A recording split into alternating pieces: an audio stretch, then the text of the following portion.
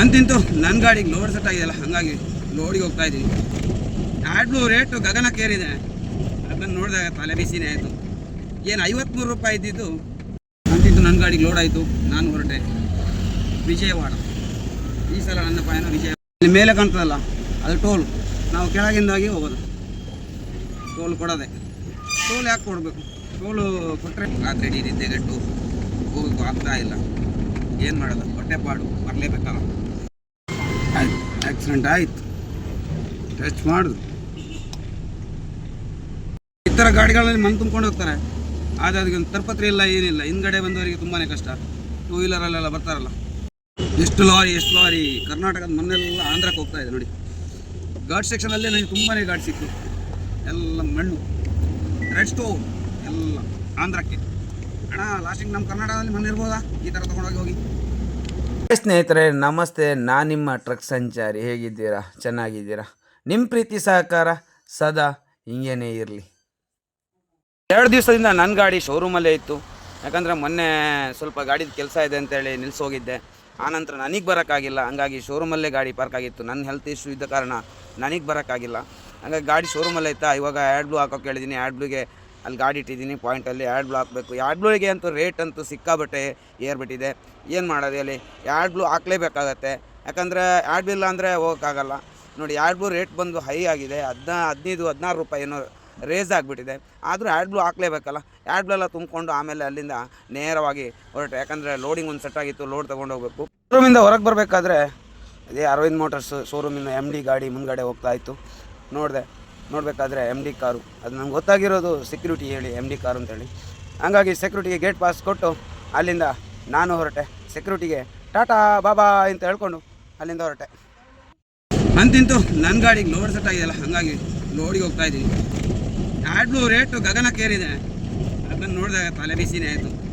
ಏನು 53 ರೂಪಾಯಿ ಇದ್ದಿದ್ದು ಇವಾಗ 76 ರೂಪಾಯಿ ಚಿಲ್ಲರೇನಾಗಿದೆ. ಬೈಕಂಬಾಡಿನ ಲೋಡು ವಿಜಯವಾಡ. ಈ ಸಲ ನನ್ನ ಪಯಣ ವಿಜಯವಾಡಕ್ಕೆ, ಆಂಧ್ರ ವಿಜಯವಾಡಕ್ಕೆ. ಇವಾಗ ಲೋಡಿಗೆ ಹೋಗ್ತಾ ಇದ್ದೀನಿ ಬೈಕಂಬಾಡಿ ಹತ್ರ ನೋಡೋ. ಅಂತಿಂತ ನನ್ನ ಲೋಡಿಂಗ್ ಪಾಯಿಂಟ್ ಮುಟ್ದೆ. ಸೆಕ್ಯೂರಿಟಿ ಸೈಡ್ ಮಾಡೋಕ್ಕೆ ಹೇಳಿದ್ರು. ಎಂಟ್ರಿ ಎಲ್ಲ ಮಾಡಾಯಿತು. ನಿಮ್ಮ ಲೋಡಿಂಗ್ ಪಾಯಿಂಟಿಗೆ ಗಾಡಿ ತೊಗೊಂಡು ಹೋಗೋದು ಲೆಮಿನಾ, ಇಲ್ಲಿಂದ ವಿಜಯವಾಡಕ್ಕೆ. ಹಂಗೆ ಲೋಡಿಂಗ್ ಪಾಯಿಂಟಿಗೆ ಗಾಡಿ ಇಟ್ಟು ಲೋಡೆಲ್ಲ ಆಯಿತು. ಲೋಡ್ ಬಂದುಬಿಟ್ಟು ಲೈಟ್ ಲೋಡ್ ಆಗಿದೆ ನನ್ನ ಗಾಡಿಗೆ. ಲೋಡ್ ಏನಪ್ಪ ಅಂದರೆ ಇದೇ ನೋಡಿ, ಲೀಫ್ ಅಂದರೆ ಗಾಡಿ ಸೆಟ್ ಪ್ಲೇಟು. ಇದನ್ನು ಲೋಡ್ ಮಾಡ್ಕೊಂಡು ಲೈಟ್ ಲೋಡ್ ಗತ್ತರಪತ್ರೆಯನ್ನು ಹಾಕಿದೆ. ಹಂಗೆ ಹೊರಟೆ ಅಲ್ಲಿಂದ. ಅಂತಿಂತು ನನ್ನ ಗಾಡಿಗೆ ಲೋಡ್ ಆಯಿತು. ನಾನು ಹೊರಟೆ ವಿಜಯವಾಡ. ಈ ಸಲ ನನ್ನ ಪಯಣ ವಿಜಯವಾಡ ಅಂತ ಹೇಳ್ತೀನಿ. ಲೈಟ್ ಲೋಡ್ ನೇರ ಹೋಗದೆ. ಗತ್ತರಪತ್ರೆ ಹಾಕಿಲ್ಲ, ಎಲ್ಲಾದರೂ ಮುಂದೆ ಹೋಗಿ ಹಾಕ್ಬೇಕಷ್ಟೇ. ಯಾಕಂದರೆ ಅಲ್ಲಿ ಜನ ಇರಲಿಲ್ಲ, ಹಂಗಾಗಿ ಹಾಕಲಿಲ್ಲ. ಹಾಕದಿದ್ರೂ ಪರವಾಗಿಲ್ಲ ಅಂತ ಹೇಳಿದ್ರು. ಆದರೂ ನಮ್ಮ ಸೇಫ್ಟಿಗೆ ನಾವು ಹಾಕ್ಕೊಂಡು ಹೋಗ್ತೀವಿ. ನೋಡೋಣ ಮುಂದೆ ಯಾರು ಸಿಗ್ತಾರೆ. ಯಾರು ಸಿಕ್ಕಿದರೆ ಗತ್ತರಪತ್ರೆ ಹಾಕ್ಬಿಡೋದು. ನಂತರ ಸಿಗ್ನಲ್ ಜಾಮ್, ಎಂದಿನಂತೆ ಜಾಮ್. ಮತ್ತೊಂದು ದಿವಸ ಈ ರೂಟಲ್ಲಿ ಹೋಗಿ ನೋಡೋಣ. ಅಲ್ಲಿಂದ ಹೋಗಿ ಹೋದರೆ ಟೋಲ್ ಕೊಡಬೇಕಲ್ಲ. ಎಂತ ಇಲ್ಲದ ಟೋಲಿಗೆ ಸುಮ್ಮನೆ ದುಡ್ಡು ಕೊಡೋದು ಹುಚ್ಚ. ಇಲ್ಲಿಂದಾಗಿ ಹೋಗಿ ಇಲ್ಲಿ ಮೇಲೆ ಕಾಣ್ತದಲ್ಲ ಅದು ಟೋಲ್. ನಾವು ಕೆಳಗಿಂದಾಗಿ ಹೋಗೋದು. ಟೋಲ್ ಕೊಡೋದೆ. ಟೋಲ್ ಯಾಕೆ ಕೊಡಬೇಕು? ಟೋಲು ಕೊಟ್ಟರೇನಾದ್ರೂ ಒಂದು ಸ್ಪೆಷಾಲಿಟಿ. ಇವಾಗ ಇಲ್ಲೇನಾದರೂ ಒಂದು ಇದೆಯಾ? ಒಂದು ಆಂಬುಲೆನ್ಸ್ ಇಲ್ಲ, ಒಂದು ಟ್ರೈನ್ ಇಲ್ಲ, ಅದೆಲ್ಲ ಬಿಡಿ. ಒಂದು ಟಾಯ್ಲೆಟ್ ಕೂಡ ಇಲ್ಲ. Beach road toll. ಇದಕ್ಕೆ ದುಡ್ಡು ಕೊಡಬೇಕಂತೆ. ಗ್ರಾಚಾರವ ನಮಗೆ ದುಡ್ಡು ಕೊಡಲಿಕ್ಕೆ. ಇಂದ ಬೆಂಗಳೂರು ಕಡೆ ಹೋಗ್ಬೇಕಾದ್ರೆ ಆ ರಸ್ತೆಯಲ್ಲಿ ಬರ್ಲಿಕ್ಕೆ ಆಗ್ತದೆ. ಇಲ್ಲದಿದ್ದರೆ ಬೆಂಗಳೂರಿಂದ ಮಂಗಳೂರು ಬರಬೇಕಾದ್ರೆ ಆಗಲ್ಲ. ಅಲ್ಲಿ ಕಮಾನೇನೋ ಇಟ್ಟವ್ರೆ.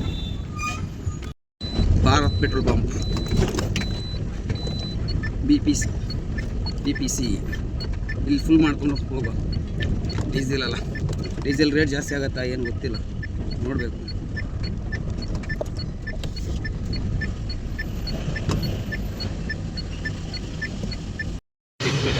$90-65 ಡೀಸೆಲ್.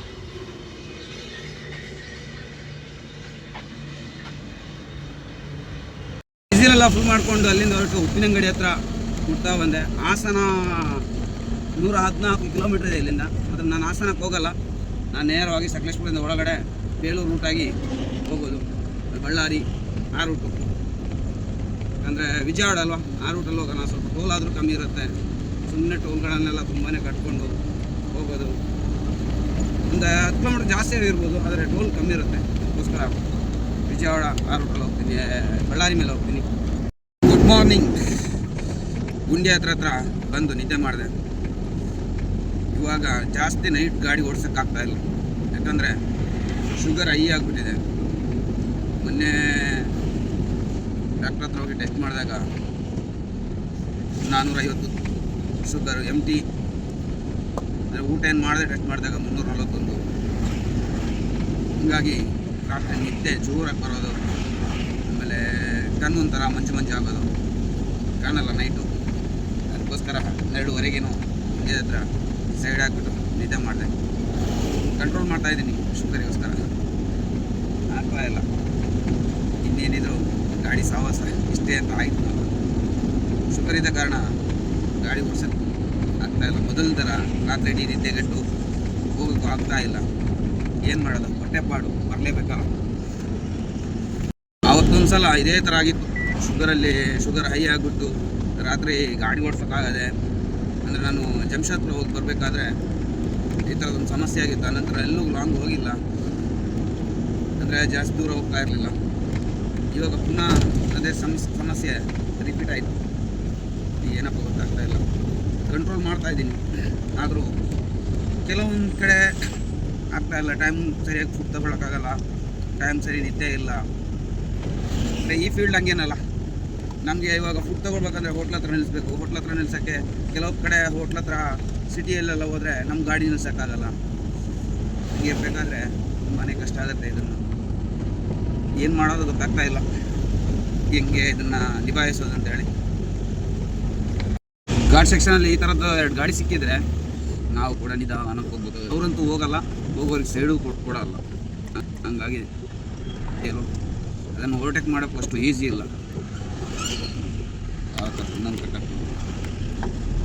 ಟರ್ನಿಂಗಲ್ಲಿ ಈ ಥರ 2 ಗಾಡಿ ಜೊತೆ ಹೋದರೆ ತುಂಬಾ ಕಷ್ಟ. ಹಿಂದ್ಗಡೆ ಹೋಗೋರಿಗೆ ಆಕ್ಸಿಡೆಂಟ್ ಆಯಿತು, ಟಚ್ ಮಾಡಿದ್ರು.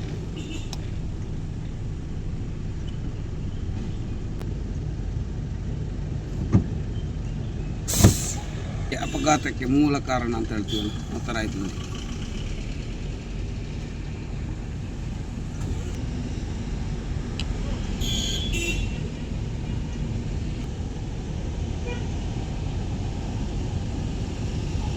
ಅಣ್ಣ ಹಿಂದೆ ತೆಗೀರಿ.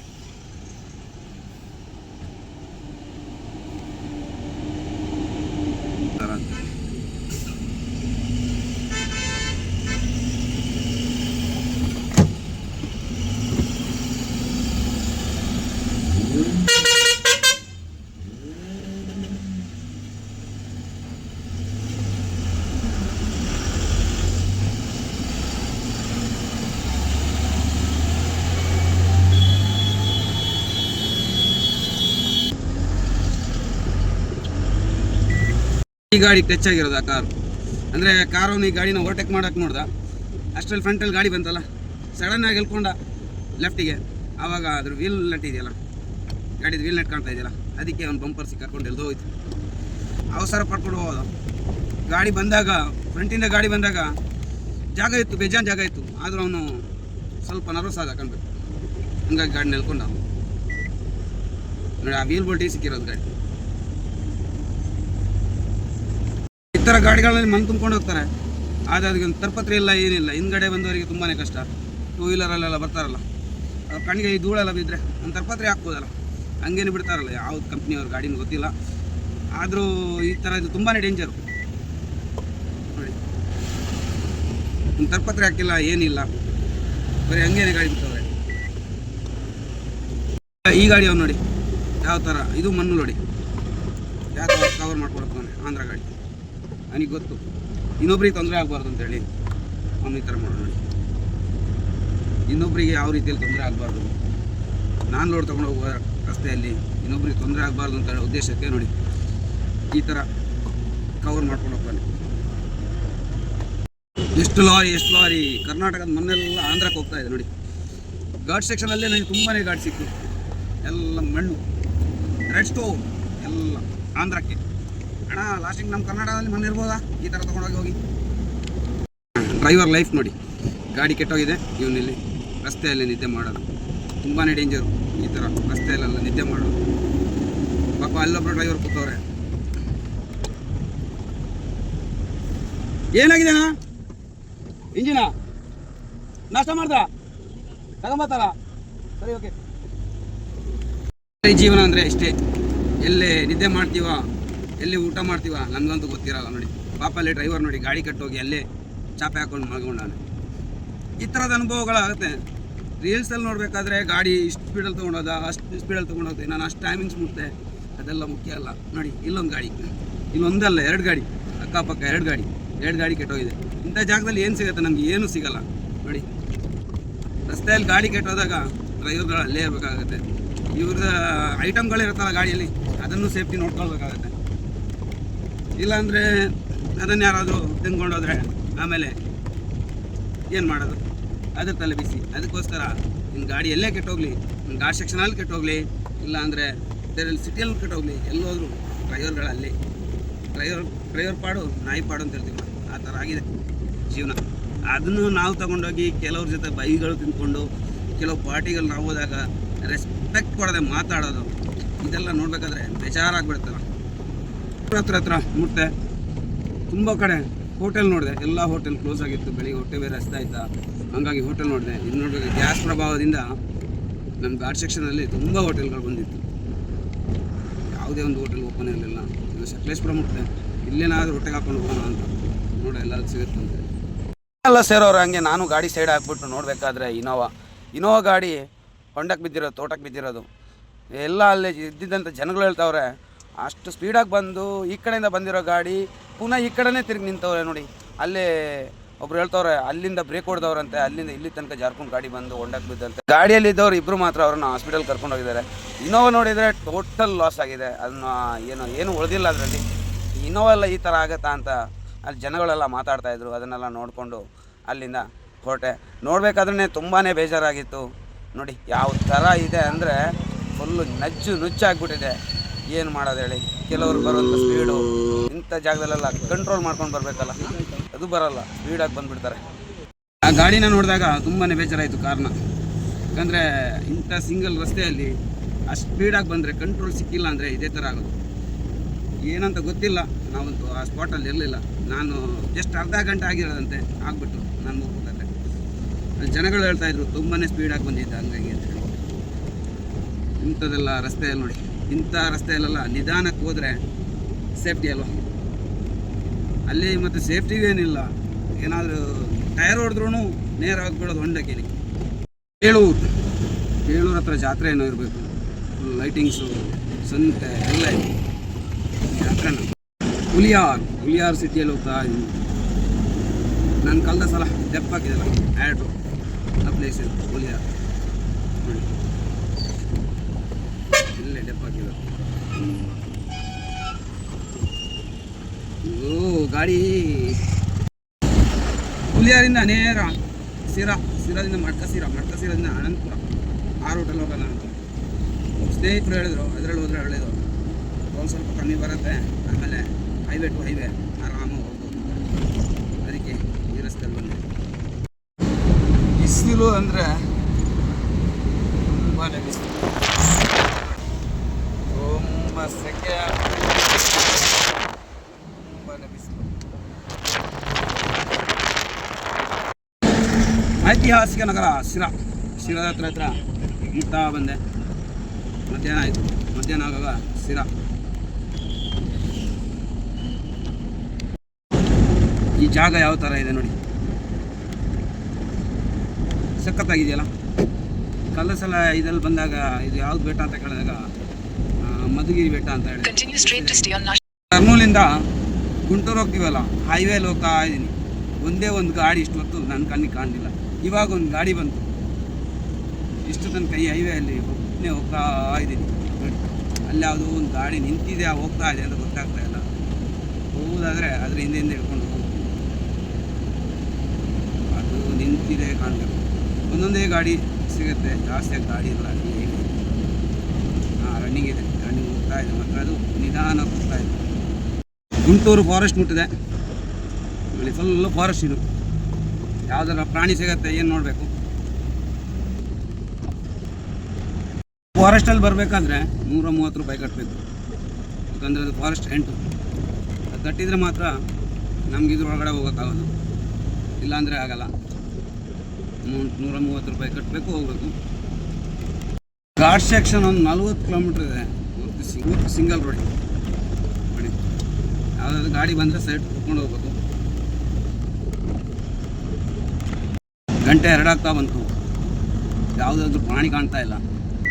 ಗಾಡಿಯಲ್ಲಿ ಬೋರ್ಡ್ ಹಾಕಿದ್ದಾರೆ, ಇಲ್ಲೊಂದು ಹಂಪ್ಸ್ ಇದೆ ನೋಡ, ಅಲ್ಲೆಲ್ಲ ಹಂಪ್ಸ್ ಕೊಟ್ಟವ್ರೆ. ಬೋರ್ಡಲ್ಲಿ ಆನೆ ಇದೆ, ಚಿರತೆ ಇದೆ, ಎಲ್ಲ ಹಾಕೋರೆ. ಟೈಗರ್ ಇದೆ ಅಂತೆ, ಟೈಗರ್ ಕಾಣ್ತಾ ಇಲ್ಲ, ಟೈಗರ್ ನಿದ್ದೆಯಲ್ಲಿದೆ ಅಂತ ಇವಾಗ. ಇಲ್ಲೆಲ್ಲ ಈ ಘಾಟ್ ಸೆಕ್ಷನಲ್ಲಿ ಬರಬೇಕಾದ್ರೆ ಪ್ರಾಣಿಗಳು ಎಲ್ಲ ರಸ್ತೆಯಲ್ಲಿ ಕಾಣಲಿಕ್ಕೆ ಸಿಗ್ತಾ ಇತ್ತು. ಇವಾಗ ಪ್ರಾಣಿಗಳು ಮಲ್ಕೊಂಡಿದೆ, ನಾವು ಪ್ರಾಣಿ ಥರ ಹೋಗ್ತಾ ಇರ್ತೀವಿ. ಟೈಗರ್ಗಳು ನಿದ್ದೆ ಇಲ್ಲ, ಏನಿಲ್ಲ, ಹೋಗೋದೆ ಫುಲ್ ಹೈ ರೇಂಜ್.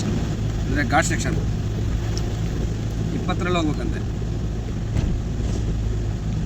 ಮೇಲೆ ಬೆಳಕು ಕಾಣ್ತಾ ಇದೆಯಾ, ಅಲ್ಲಿಗೆ ಹೋಗ್ಬೇಕು. ಇಲ್ಲಿಂದ ಸುತ್ತಾಡಿ ಹೋಗೋದು. ಈ ಘಾಟಿಗೆ ಹೆಸರು ನಾವು ಹೇಳೋದು ಗುಂಟೂರು ಘಾಟ್ ಸೆಕ್ಷನ್. ಕರ್ನೂಲಿಂದ ಗುಂಟೂರು ಬರಬೇಕಾದ್ರೆ ಸಿಗುವಂಥ ಘಾಟ್ ಸೆಕ್ಷನ್. ಏನು ಹೆಸರು ಇದೆ ಅಂತ ಗೊತ್ತಿಲ್ಲ, ಗೊತ್ತಿದ್ದು ಕಮೆಂಟ್ ಮಾಡಿ. ನೋಡಿ ಲಾರಿ ಬಂದ, ಲಾರಿಯ ಬಸ್ ಏನು ಗೊತ್ತಾಗ್ತಿಲ್ಲ, ಬರ್ತಾ ಇದೆ ಲಾರಿ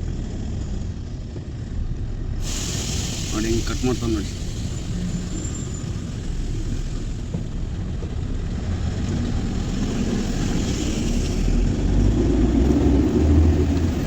ಟರ್ನಿಂಗ್ ಚಿಕ್ಕ ರಸ್ತೆ ನೋಡಿ, ಕಾಣ್ತಾ ಇದೆ ಎಷ್ಟು ಚಿಕ್ಕ ರಸ್ತೆ ಅಂತ ಹೇಳಿ. ಘಾಟ್ ಸೆಕ್ಷನ್ ಅಲ್ಲ, ಆದರೂ ರಸ್ತೆ ದೊಡ್ಡ ಮಾಡಿಲ್ಲ, ಚಿಕ್ಕ ರಸ್ತೆ.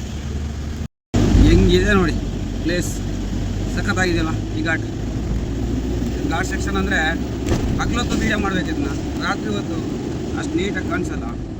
ಹಗ್ಲೊತ್ತು ವೈಬ್ನೇ ಬೇರೆ ಈ ಘಾಟ್ ಸೆಕ್ಷನಲ್ಲಿ ಬರೋದು. Check post, forest check post. ಇಲ್ಲಿಂದ ಟಿಕೆಟ್ ಮಾಡ್ಕೊಂಡು ಹೋಗೋರು, ಈ ಕಡೆಯಿಂದ ಹೋಗೋರು, ಆ ಕಡೆಯಿಂದ ಹೊರಡ್ಬೇಕಾದ್ರೆ ಅಲ್ಲಿದೆ ಟಿಕೆಟ್. ಮಾತ್ರ ರಸ್ತೆ ಟಿಕೆಟ್ ಎಷ್ಟು ಇಂಥ ಅವಸ್ಥೆ ರಾತ್ರಿ.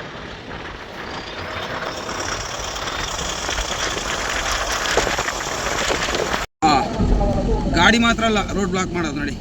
ಎಮ್ಮೆನೂ ಕೂಡ ರೋಡ್ ಬ್ಲಾಕ್ ಮಾಡೋದೆ. ಎಮ್ಮೆಯನ್ನು ಪ್ರೊಟೆಕ್ಟ್ ಮಾಡೋರ, ಬೇಕೇ ಬೇಕು, ನ್ಯಾಯ ಬೇಕು, ಎಮ್ಮೆಗೆ ಹೋಗೋ ದಾರಿ ಬೇಕು ಅಂತೇಳಿ ನೋಡಿ. ಎಷ್ಟು ಎಮ್ಮೆ, ಓಹೋ ಇಷ್ಟು ಎಮ್ಮೆಗೆ ಒಂದು ಕಾರ್ ಜಾಮ್ ಆಗತ್ತಂತ ಇವಾಗ. ಎಮ್ಮೆ ಫುಲ್ ಅಡ್ಡಾದಿದ್ದಿ. ಸೈಡ್ ಹೋಗ ಎಮ್ಮೆ, ಸೈಡೇ ಬಿಡ್ತಾ ಇಲ್ಲ. ಹೆಚ್ಚಾದ್ರೆ ಆಮೇಲೆ ಅಷ್ಟೇ. ಅಲ್ಲಿ ರಸ್ತೆಯಲ್ಲಿ ಎಮ್ಮೆ ಆದರೆ ಇಲ್ಲಿ ಕುರಿ ನೋಡಿ. ರಸ್ತೆ ಎಲ್ಲ ಎಮ್ಮೆಗೆ ಕುರಿಗೆ ಮಾತ್ರ, ಗಾಡಿಗಳಿಗೆ ಕಮ್ಮಿ. ರಸ್ತೆ ಇಲ್ಲ ಹಂಗೆ ಮಾಡ್ತಾರೆ. ಕುರಿಗಳು ಮತ್ತು ಎಮ್ಮೆ ಮೇಯಿಸೋರು ರಸ್ತೆಯಲ್ಲೇ ಕುರಿಗಳನ್ನ ತಗೊಂಡು ಹೋಗೋದು. ಯಾವ ಥರ ಇದೆಯಲ್ಲ ಪ್ಲೇಸು, ವೈಭವ ಕಾಣ್ತಾ ಇದೆಯಾ. ಇಷ್ಟೊತ್ತಿಗೆಲ್ಲ ಅನ್ಲೋಡ್ ಪಾಯಿಂಟಿಗೆ ಮುಟ್ಬೇಕಿತ್ತು, ಏನು ಮಾಡೋದು ಹೇಳಿ. ಆರೋಗ್ಯ ಸಮಸ್ಯೆ ಜಾಸ್ತಿ, ನಿದ್ದೆ ಕಟ್ಟು ಬರೋಕ್ಕಾಗ್ತಾ ಇಲ್ಲ. ಆದರೂ ನಿನ್ನೆ ನೈಟು 3 ಗಂಟೆ ತನಕ ಬಂದೆ. 3 ಗಂಟೆಯಿಂದ ಗಾಡಿ ಸೈಡ್ ಮಾಡಿದವನು 8:30ಗೆ ಎದ್ದು ಗಾಡಿ ಬಂದೆ. 12 ಗಂಟೆಗೆ ಅನ್ಲೋಡ್ ಪಾಯಿಂಟ್ ರೀಚ್ ಆಗ್ಬೋದು. ಈ ರಸ್ತೆನ ಯಾವ ರೀತಿಯಲ್ಲಿ ಮಾಡಿದಾರೆ ನೋಡಿ. 2 ಬೆಟ್ಟಗಳ ಮಧ್ಯೆ ಹೋಗೋದು ನೋಡಿ.